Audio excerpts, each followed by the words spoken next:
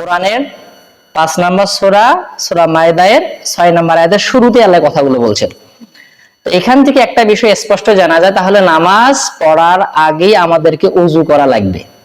কারণ মুখ ধোয়া, মাথা মাসহ করা, হাত ধোয়া, পা ধোয়া, এগুলো কিসের আলামত?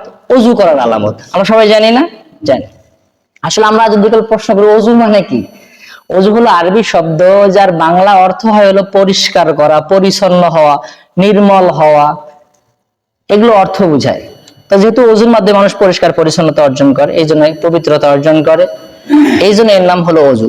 কিন্তু ইসলামী শরীয়তে ওযু বলা হয় ওই জিনিসটাকে মুহাম্মদ সাল্লাল্লাহু আলাইহি ওয়াসাল্লাম যেই পদ্ধতিতে বা যেইভাবে একটি কাজ সম্পাদন করতে গিয়ে সর্বশেষ তার পা দুটো তিনি ধুয়েছেন, ওই পদ্ধতিটা হুবহু অনুসরণ করার নামই হলো ওযু।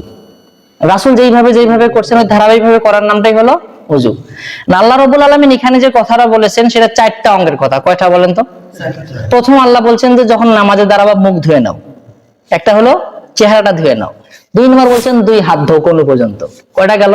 2টা অঙ্গ। 3 নম্বর বলছেন মাথা মাসহ করো, কয়টা গেল? 3টা। 4 নম্বর বলছেন পায়ের টাকনু পর্যন্ত ধুয়ে নাও। আল্লাহর ভাষায় বর্ণনা হলো 4টা, যে নামাজে দাঁড়াতে গেলে ন্যূনতম হলে 4টা জিনিস ধো।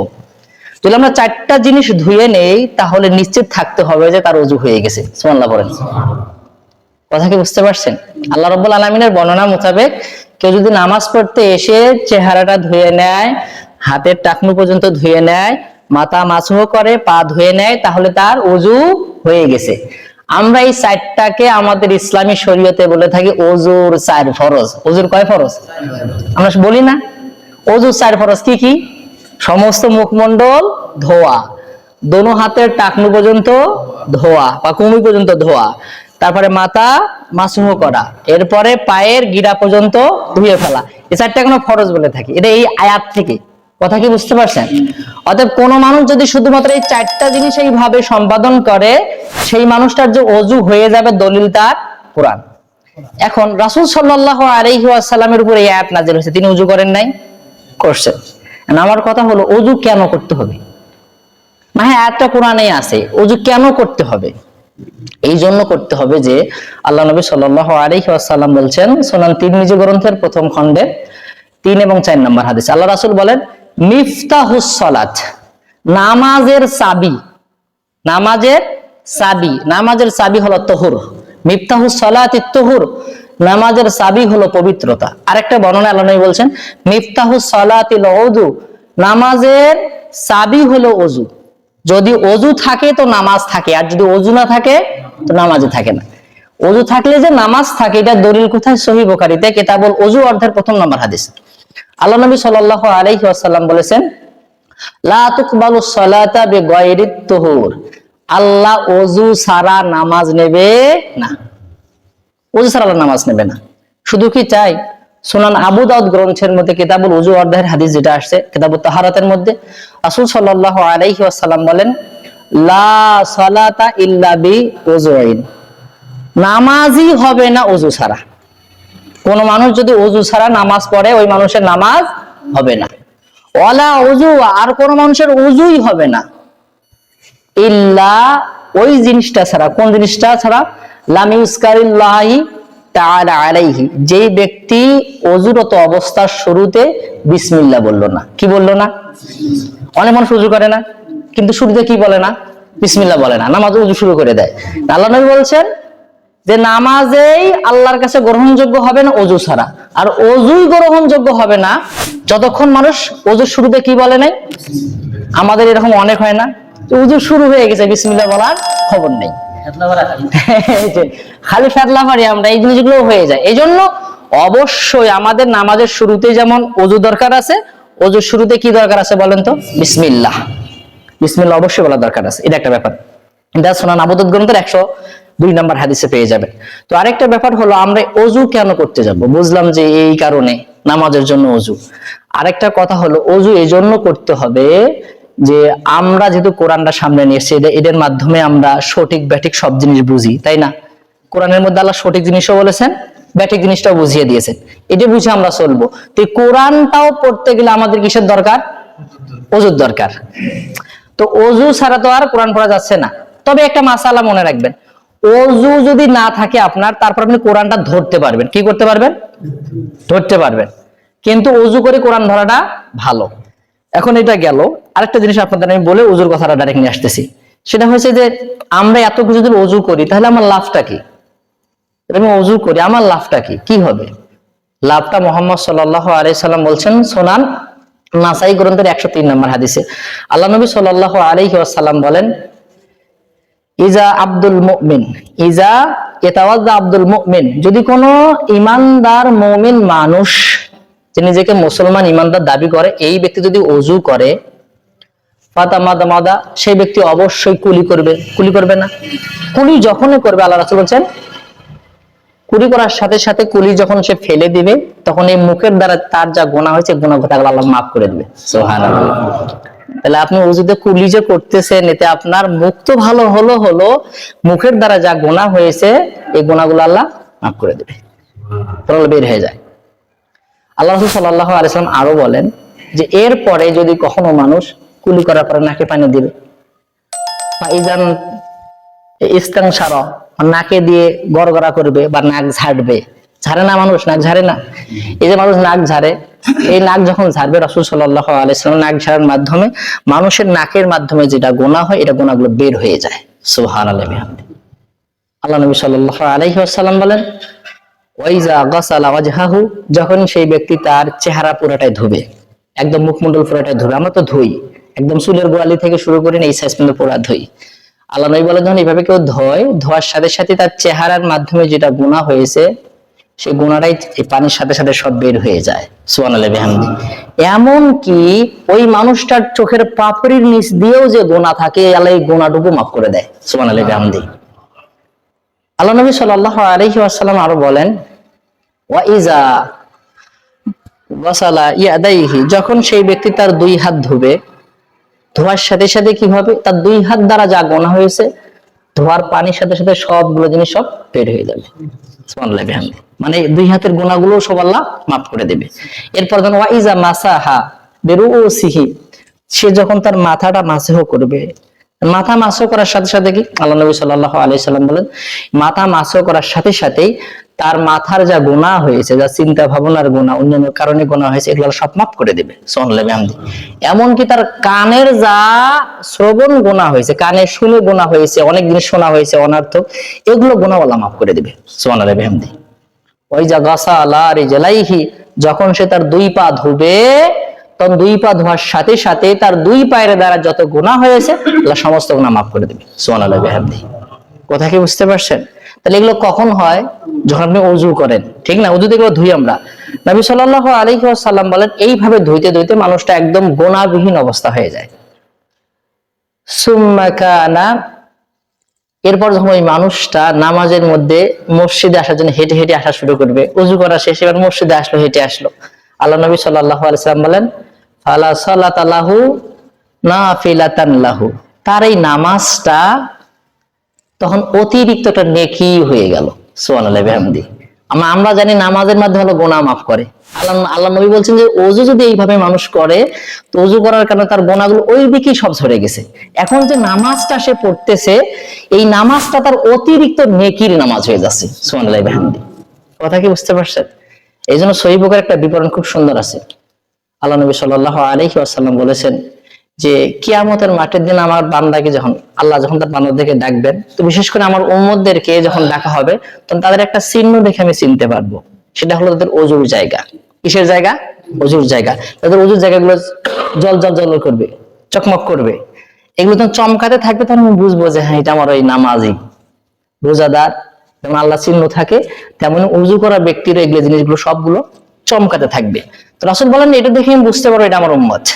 সুতরাং উম্মতরা, তোমরা যারা চাও কিয়ামতের মাঠের দিন তোমাদের চেহারা বেশি উজ্জ্বল হোক, বেশি ঝকঝকে তকতকে হোক, তোমরা একটু ওযুর মাধ্যমে সেটা বাড়িয়ে নাও। সুবহানাল্লাহ বিহামদি। এজন্য আমরা চেষ্টা করবো যেন আমাদের ওযুটা ভালো হয়। এবার একটু বাস্তব দেখি রাসূল সাল্লাল্লাহু আলাইহি ওয়াসাল্লাম ওযুটা কেমন ছিল। রাসূলের ওযুর বাস্তব বিবরণ সব হাদিস গ্রন্থের মধ্যে আসছে। তার মধ্যে আমার কাছে যেটা ভালো মনে হয়েছে, সেটা সহিহ মুসলিম গ্রন্থের মধ্যে।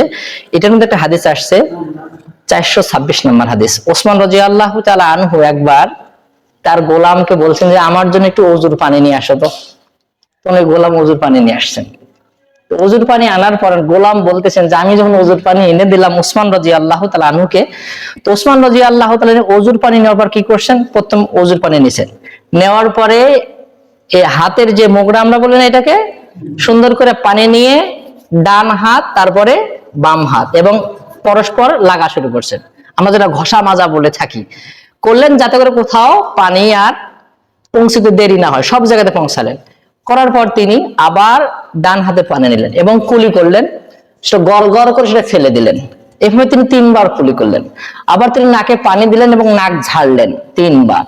এরপর তিনি আবার পানি নিয়ে পুরো চেহারা চুলের গোড়ালি থেকে, গোলাম বলতেছি যে আমি দেখলাম যে এদিক থেকে পুরোটাই ভিজে গেল, সব তিনি ধুইলেন, যেটা আমরা উজু করে থাকি। ধোয়ার পর তিনি করলেন কি 3 বার। এরপর তিনি আবার হাতে পানি নিলেন, এই পাশ থেকে এই কোন যে থাকে আমাদের গিরা, এর ওভারটেক করলেন, মানে বেশি করে যাতে ভিজতে অসুবিধা না হয়, ভালো করে দিলেন এবং সেটা 3 বার করলেন। আবার ডান হাতে পানি নিলেন, বাম হাতে এরকম করে 3 বার করলেন। করার পর তিনি পানি হাতে নিলেন এবং ছেড়ে দিলেন, তার হাত তার পুরা ভিজা। তিনি করলেন কি হাতগুলো এরকম করলেন, করে এই দিক থেকে ধরে চুলের গোড়া থেকে একদম পিছন বরাবর তার একদম চুলের শেষ মাথা, যেটা কাজ যেটা আমরা বলে থাকি, এই পর্যন্ত নিয়ে আসলেন। সামন দিক থেকে নিয়ে একদম পিছনে নিয়ে আসলেন। এরপর ওখান থেকে আবার যেমন করে নিয়ে গেছেন এমন করে আবার ফিরিয়ে নিয়ে আসলেন। আসার পর তিনি কান মাসা শুরু করলেন, এরকম করে করলেন। এরপর কি করলেন, এই কান মাসুর বিবরণ 3 বারও আছে, 1 বারও আছে, যার যেমন মনে হয়। তারপরে রাসূল সাল্লাল্লাহু আলাইহি সাল্লামের ওযুর একটা বিবরণ তিনি দেখালেন, সেটা হচ্ছে ডান পাটা তিনি সুন্দর করে ধুলেন এবং পায়ের এই জায়গাগুলো খুব সুন্দর করে তিনি ধুলেন, এমন ভাবে যেন কোনো ভিজার বাকি না থাকে, সব জায়গা যেন ভিজে যায়, ধুলেন এবং আঙ্গুলের ফাঁকাগুলো সবগুলো সুন্দর করে ধুলেন। ধোয়ার পর তিনি বলছেন যে রাআইতুন নবী সাল্লাল্লাহু আলাইহি ওয়াসাল্লাম, আমি আল্লাহর নবী সাল্লাল্লাহু আলাইহি ওয়াসাল্লামকে এমন করে নিশ্চয়কে ওযু করতে দেখেছি। সুবহানাল্লাহি ওয়া বিহামদিহি। আমি তোমাদেরকে যে ওযুর কথাটা এখন দেখাচ্ছি, ওযু কেমন করে করতে হয়, এই যে আমি ওযুটা করলাম, এইটা বাস্তব ছিল মুহাম্মদ সাল্লাল্লাহু আলাইহি ওয়াসাল্লামের ওযু, এবং রাসূল সাল্লাল্লাহু আলাইহি ওয়াসাল্লামের এই ওযুটাই ছিল সবচেয়ে সুন্দর ওযু। কিন্তু আমরা অনেকে মাথা মাছুম এটাই জানি না, কি করে এমন কি ইঙ্গিত হয়, এদিকে যায় এখন ওই মাথা মাছের সময় দেখে যে কেউ তার দিকে দেখলো কিনা, মানে সব জায়গায় ঠিক আছে কিন্তু মাছের সময় যা সমস্যা। এই জন্য আমি বলছি মাথা মাছের লজ্জার কিছু নাই, হাত ভিজাই নেবেন, হাত ভিজা থাকবে, এ ধরবেন, এদিক থেকে নিয়ে যাবেন একদম চুলের শেষ মাথা, আবার ব্যাক করে ফিরে নিয়ে আসবেন, এই 2টা আঙ্গুল এই কানের এই পাশে, এই গোড়া এই দিকে, আর এটার এই পাশে ধরবেন এরকম করে, যে কানের ছিদ্রের প্যাঁচ আছে এরকম করবেন, আর এই 2টা আঙ্গুল এই দিক দিয়ে কানের পিঠে নেবেন। আলহামদুলিল্লাহ, হয়ে গেছে। তো এটা হলো ওযু মুহাম্মদ সাল্লাল্লাহু আলাইহি সাল্লামের। যদি আপনি এইভাবে ওযু করেন তাহলে কিন্তু রাসূল সাল্লাল্লাহু আলাইহি ওয়াসাল্লামের ওযুটা হয়ে গেল।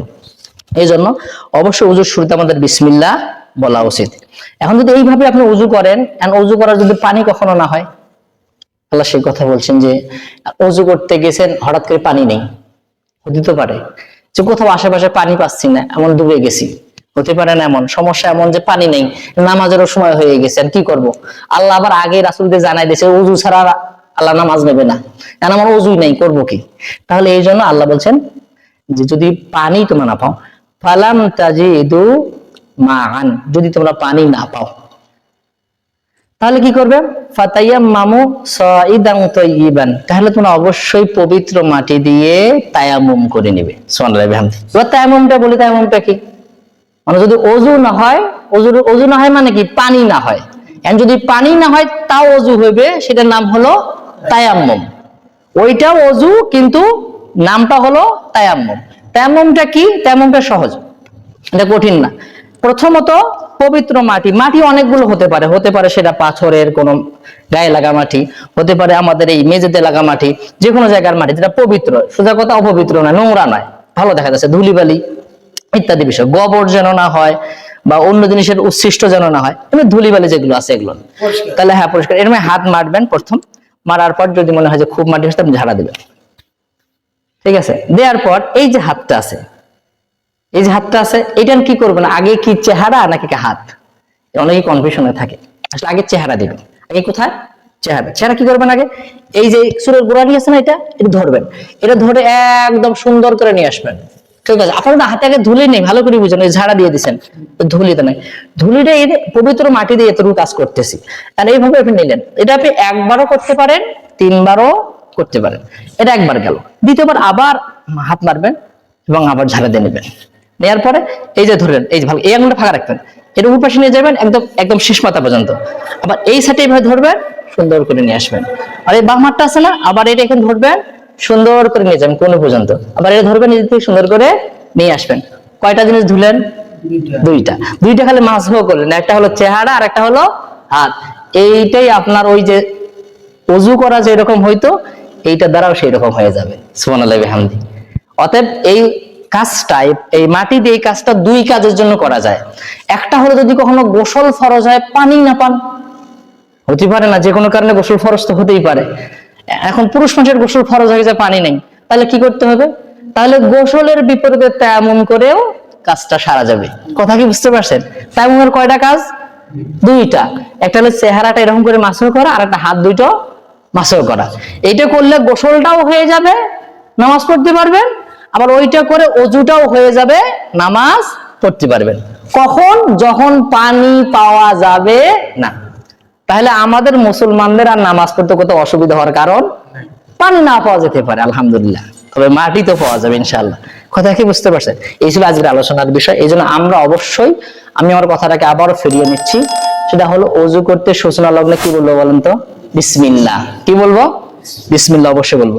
এরপর রাসূল সাল্লাল্লাহু আলাইহি ওয়াসাল্লামের সুন্নাত মোতাবেক আগে এই পর্যন্ত ধোবো, তারপর কুলি করবো সুন্দর করে, এবং কুলির একটা আওয়াজ আছে, ক ক এর একটা আওয়াজ আছে। আল্লাহ তখন কুলি করতে মুসলমান বলতে ক ক আওয়াজ হতো, তার মানে কুলি দিয়ে গড় গড়া সব করবো, এটা ফেলে দেবো। এরপর নাক দেবো, নাক ঝাড়বো, চেহারা পুরোটা ধোবো, তারপর ডান, তারপরে বাম, তারপরে মাথা মাছবো, তারপরে ডান পা, তারপরে বাম পা।